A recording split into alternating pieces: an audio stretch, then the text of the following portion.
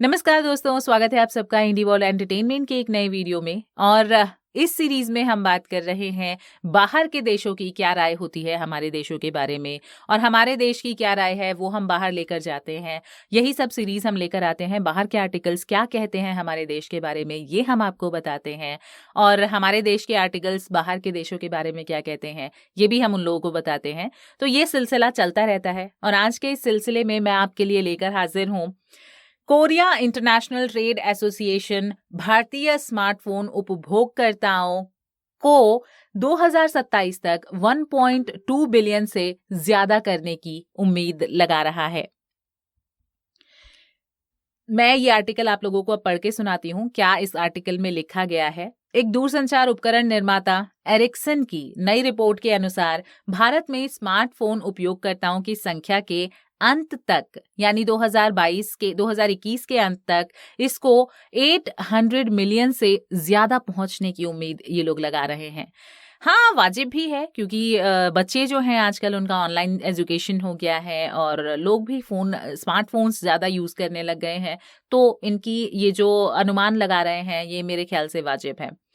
उसके बाद भारत के स्मार्टफोन ग्राहकों के कुल मोबाइल ग्राहकों का 70% हिस्सा ये होने की अभी तक उम्मीद है, और तेजी से विकास हो रहा है। उसके साथ स्मार्टफोन बाजार में हिस्सेदारी 2027 तक 70% से बढ़कर 94% तक बढ़ने की ये लोग उम्मीद लगा रहे हैं, और ये जो संख्या है ये हो जाएगी 1.2 बिलियन से भी ज्यादा, ऐसा इनका अनुमान है।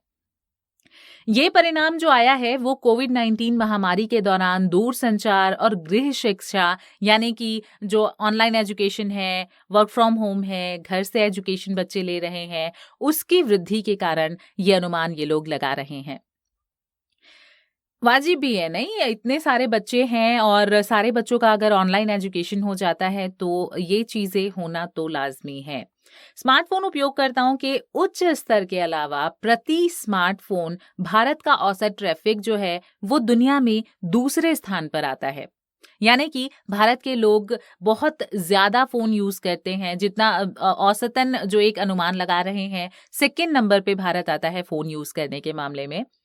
एरिक्सन के मुताबिक 2020 में भारत में प्रति स्मार्टफोन औसत ट्रैफिक जो था वो था 16.1 जीबी का, और 2021 में औसत ट्रैफिक बढ़कर 18.4 जीबी का हो गया है, और 2027 तक भारत में औसत ट्रैफिक 50 जीबी तक बढ़ने की उम्मीद ये लोग लगा रहे हैं। आप समझ जाइए कि कितना ज्यादा फोन के यूजेस आगे होने वाले हैं।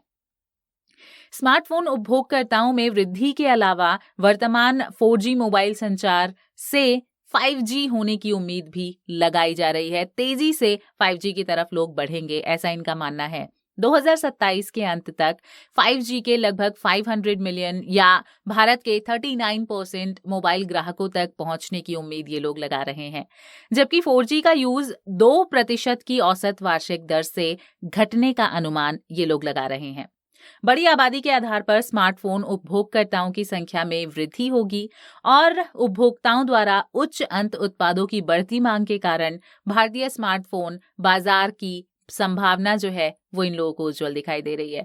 जैसा कि मैंने आपसे कहा कि ये वाजिब भी है, जितना वर्क फ्रॉम होम हो गया है कोविड-19 के बाद से, काफ़ी ज़्यादा वर्क फ्रॉम होम हो गया है। लोग अब वर्क फ्रॉम होम करना पसंद करते हैं, कंपनियां भी वर्क फ्रॉम होम देना पसंद कर रही हैं। आज के डेट में इंफ्रास्ट्रक्चर उन लोगों का बच रहा है, काफ़ी चीज़ें बच रही हैं, और स्कूल तो बच्चों के वर्क फ्रॉम होम हो ही गए हैं, स्कूल फ्रॉम होम वीकेंड से।